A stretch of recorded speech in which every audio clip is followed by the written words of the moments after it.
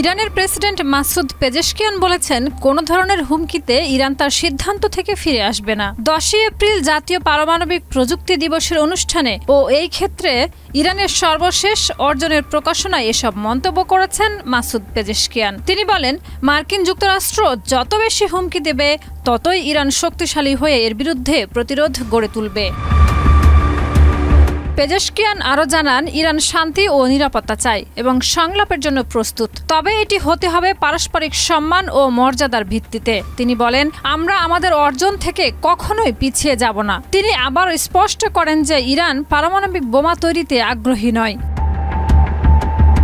Masoud Pezeshkian আরও বলেন, Iran যুদ্ধ চায় না, তবে যদি কোনো আগ্রাসন হয় তাহলে ইরান কঠোরভাবে প্রতিরোধ করবে। তিনি দৃঢ়তার সাথে বলেন, আমরা আক্রমণকারী নই, তবে আমাদের জ্ঞান ও শক্তির মাধ্যমে আমরা যে কোনো আগ্রাসনের মুখে দাঁড়িয়ে প্রতিরোধ গড়ে তুলব। যত বেশি আমাদের বিরুদ্ধে আক্রমণ হবে আমরা ততই শক্তিশালী হব। মাসুদ পেজেশকিয়ান আরও বলেছেন, ইরান কখনোই পারমাণবিক শক্তি অর্জনের বিষয়ে কোনো ধরনের আপোষ বা সমঝোতা করবে না। ইরান তার জাতীয় নিরাপত্তা এবং আত্মমর্যাদা রক্ষা করতে সর্বদা দৃঢ় প্রতিজ্ঞ। শাহিদা রুবি, মাই টিভি।